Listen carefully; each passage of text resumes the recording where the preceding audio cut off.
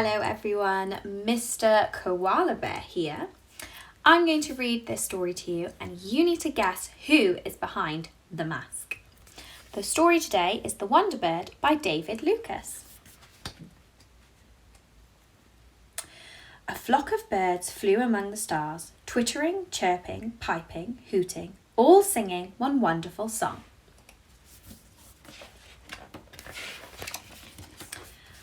Piper, the little moon sparrow, sang his small part of the music.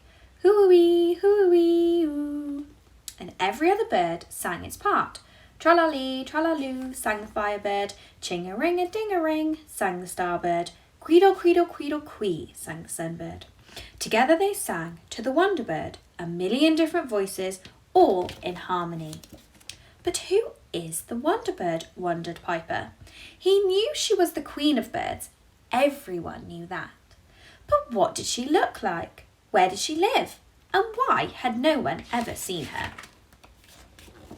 Sometimes Piper thought he saw a great wing like a galaxy rise and fall, or a fiery tail shining like a comet, or a sparkling crown like a cluster of stars, and he wondered all the more.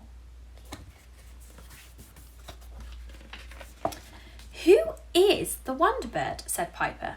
And he asked all the other birds in turn, Have any of you seen her? She is too big to see, said the starbird. She's too bright, said the sunbird. Too fast, said the firebird. The echo bird just laughed. She isn't actually real, you know. The music had stopped. The whole flock was squabbling, squawking and screeching. The Wonder Bird must be real, said Piper. I'm going to find her. I'll find her first, said the sunbird. No, I will, said the starbird. She isn't actually real, said the echo bird. It was too late. Every bird flew off in a different direction, determined to find the mysterious Wonder Bird. Soon the bickering, twittering voices faded away. Piper flew on alone through the emptiness of space.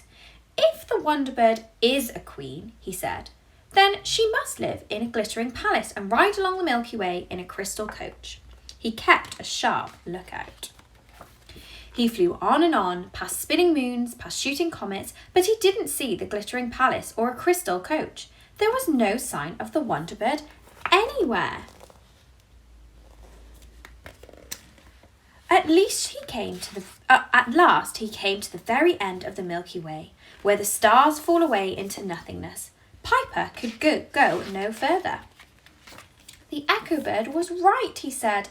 There is no such thing as the Wonder Bird. He perched on an old cracked rock and ruffled his feathers against the wind. As the rock spun through the space and the wind whistled through its broken heart, "Hoo-oo," said the wind, "hoo-oo." And Piper was reminded of the song he used to sing, his small part of that glorious music.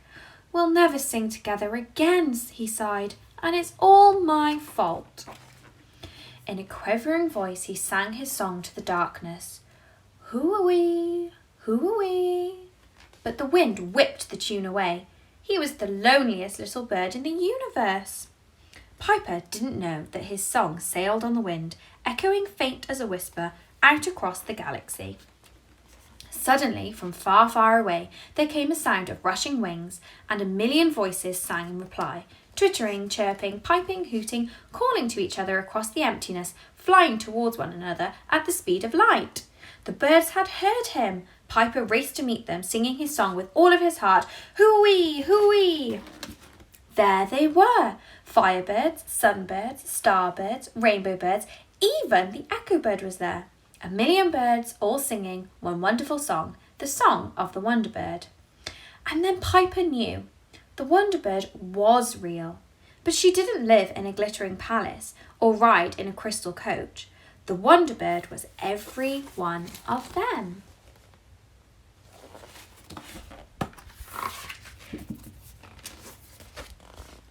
Together.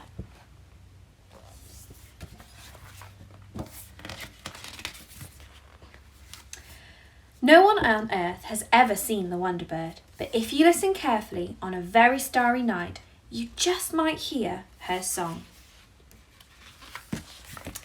The end.